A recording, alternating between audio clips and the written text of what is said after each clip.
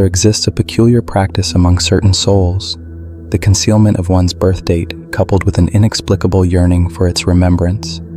Consider the individual who has carefully erased all public traces of this date, who vocally dismisses the significance of annual celebrations, who insists upon the irrelevance of such marking of time. Yet this dismissal is not performance or protection, it is genuine. The discomfort with attention is real. The aversion to gifts and gatherings is authentic. The desire to remain outside the spotlight carries no pretense, and yet, in the solitude of that particular day's arrival, this same individual finds themselves in a state of quiet anticipation. Not for celebration, not for presence or public acknowledgement, simply for the barest evidence that someone, somewhere, retained this fragment of information about them. A message, a quiet, "I remembered," nothing more. When this minimal acknowledgement arrives, something within them stirs, not joy at being celebrated, but relief at being remembered. When it fails to materialize from those they hold dear, a wound opens that defies the rational explanation they've given themselves. I don't want attention anyway. This is the true paradox. Genuine indifference toward celebration coexisting with genuine need for remembrance. What follows is an examination of this subtler, more honest tension, one that reveals something profound about the difference between being seen and simply being held in mind. The phenomenon demands we first dismantle a common conflation, the assumption that wanting recognition necessarily means wanting visibility. These operate on entirely different registers of human need. One can feel authentic revulsion at the thought of focused attention, while simultaneously requiring confirmation that one's existence has left an impression deep enough to be retained. Consider the nature of attention itself. For certain temperaments, being watched feels like exposure rather than affirmation. The eyes of others do not warm but illuminate, and what they illuminate feels uncomfortably like vulnerability.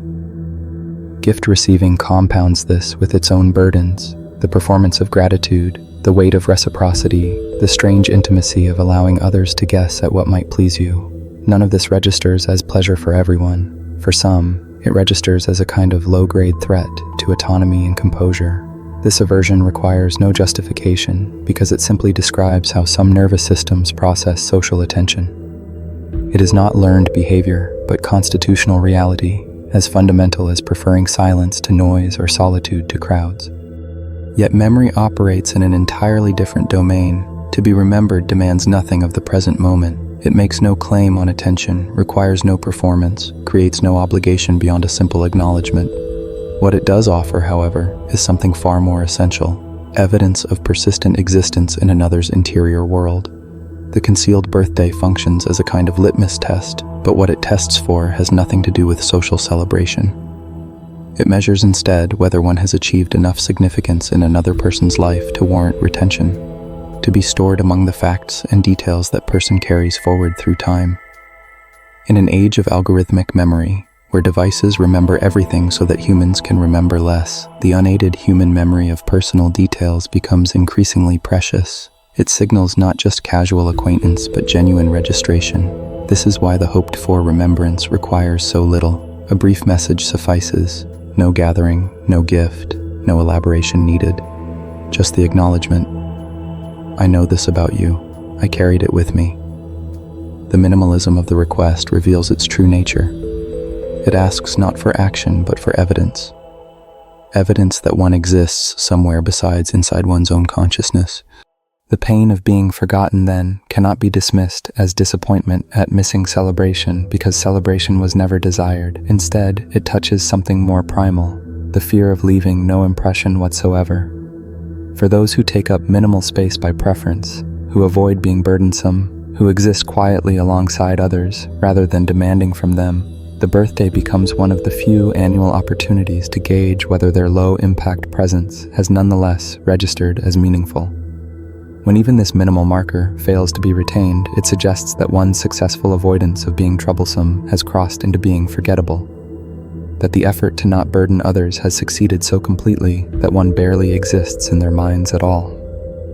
Here we arrive at a crucial philosophical distinction that philosopher Martin Buber illuminated in his work on relation. He distinguished between I-it relationships, where others exist for us as functional objects, and I-thou relationships, where others exist for us as full subjects worthy of genuine relation. To be remembered without prompting suggests one has achieved thou status in another's consciousness.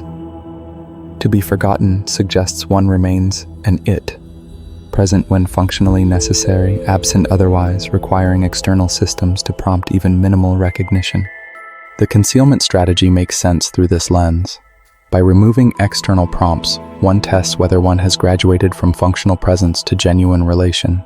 The test asks, do I exist for you as a person you carry with you, or merely as a person you encounter when I appear? This question cuts to the heart of what it means to matter, not to be celebrated or elevated, but simply to persist in the minds of those we persist in thinking about.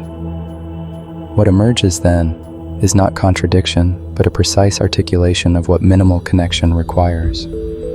Even those who genuinely flee the spotlight, who want no fuss or performance, still need confirmation that their existence has mattered enough to be remembered.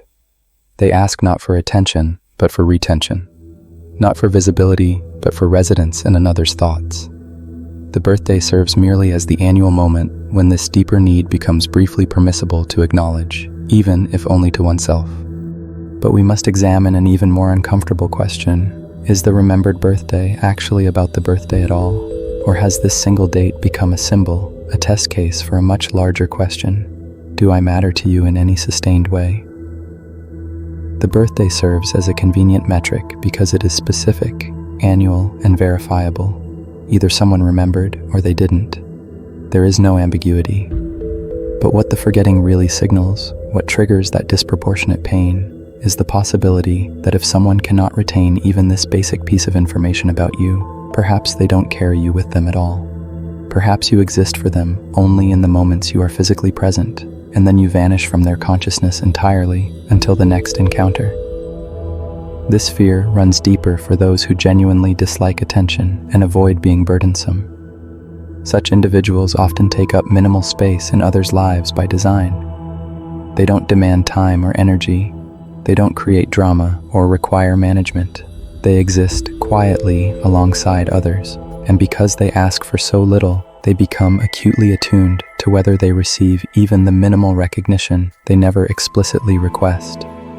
The birthday becomes the one day per year when they give themselves permission to want something, not celebration, not gifts, but simple acknowledgement. And when even this minimal want goes unmet, it confirms a deep fear that their preference for being unobtrusive has succeeded so completely that they have become forgettable, that their presence is so easily absorbed into the background that it leaves no mark, requires no mental space, persists nowhere in anyone's thoughts.